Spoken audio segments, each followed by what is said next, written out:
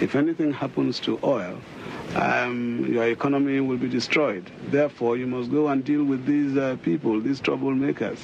And most times, the government would oblige them and visit local communities, poor, dispossessed people with a lot of violence. And when these communities then protested and said, look at the amount of violence that is being used against us, even though we are only protesting peacefully. Then the oil companies will come and say, well, there is no way we can determine how much violence a government decides to use against its own people. So basically, the local communities have no leverage with the oil companies at all. Who is the government now of Nigeria? There is a military government in power at this time, and indeed military people have been in power in the country for a long time. Because they suspended the results of the elections? Yes, indeed. But for a long time now, Nigeria has been under military dictatorships, and the oil companies like military dictatorships because basically they can treat with these dictatorships. The dictatorships are brutal to people, and they can deny the rights of human rights of individuals and of communities quite easily without compunction.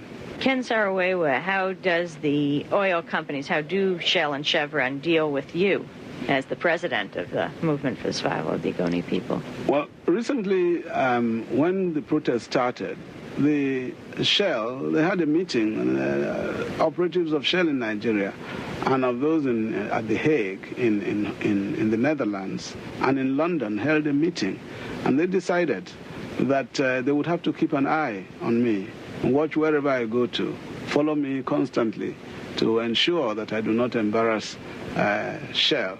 So as far as I'm concerned, I'm a marked man. I'm a marked man. Those are the words of Ken Saro-Wiwa in the studios of Pacifica station WBAI in 1994. He went home to Nigeria, was arrested, was tried, and he was executed along with 8 other Ogoni activists.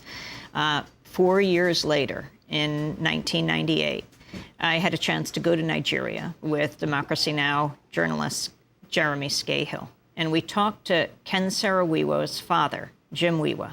It was in 1998. We visited him at his home in Ogoni land in the Niger Delta. Jim Wiwa died in April of 2005. He was believed to be 101 years old. During our interview, Jim Wiwa spoke about his son Ken Saro-Wiwa's life and Shell's alleged role in his murder. My name is Jim Beson Wiwa. I am the father of Colonel Saro-Wiwa. Colonel Saro-Wiwa was my own son, and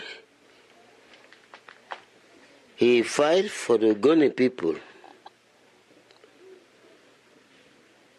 to liberate them from the hands of Nigeria because of human rights. He fought this struggle because the Nigeria was cheating the Ogoni people together with the Shell. Shell was the first person the Nigeria government used to loot our property, to burn our houses. They were the first people who passed through the water to shoot us.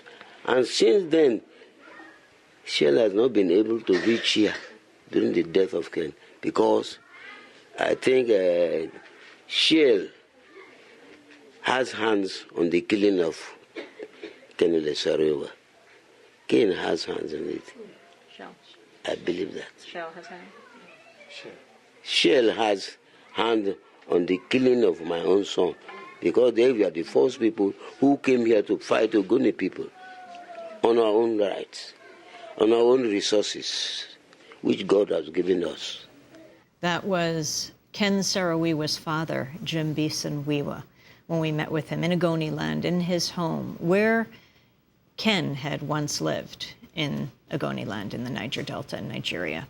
Judith Brown-Chomsky with us on this historic day. It's the day after a landmark settlement that Shell has reached with 10 plaintiffs, among them Ken Saro-Wiwa's son, Ken Wiwa, and his brother, Dr. Owens Wiwa, who's now returned to Nigeria. Why did they settle, Judith? Well, I believe they settled because they didn't want the public exposure of their relationship with the military government and their involvement in human rights abuses in Ogoni and in Nigeria. How unusual is it that they're willing to talk about this publicly? How often we hear in a settlement with undisclosed amounts, like Unical, when Unical settled with those who were charging it with being involved with slave labor and building the pipeline in Burma, which Unical now taken over by Chevron. It is very unusual. I actually don't know of another case involving any human rights or even civil rights issues, which resulted in a totally public settlement. Tell us who the plaintiffs were. Well, we know his son, Ken Wiwa, who we just heard, his brother, Owens Wiwa. Right. There were two people who were injured, one killed, one injured, in the villages by the military that was accompanying Shell. So that connection is very direct. One woman lost her arm when she was protesting the plowing of her fields and her crops by a Shell contractor. Another man was killed when he was just walking down the road by a military officer who had been brought to his village in a Shell bus in the company of Shell security. The others were all, the other decedents, the other people who died, were executed with Ken in 1995. Another person is Michael Weiser, who was tried along with Ken Saro-Wiwa and the others, but was released, but who had been severely tortured during his imprisonment, and in fact is somewhat disabled by the torture, and of course Owens Wiwa as well. If you had taken this case to trial, on the issue of Shell's involvement in the murder of Ken Saro-Wiwa, his execution, what was your evidence? Well, there's the general evidence of the partnership between the military government and Shell. There are a lot of documents from Shell, statements by Shell officials, that show how intertwined Shell was with the military government.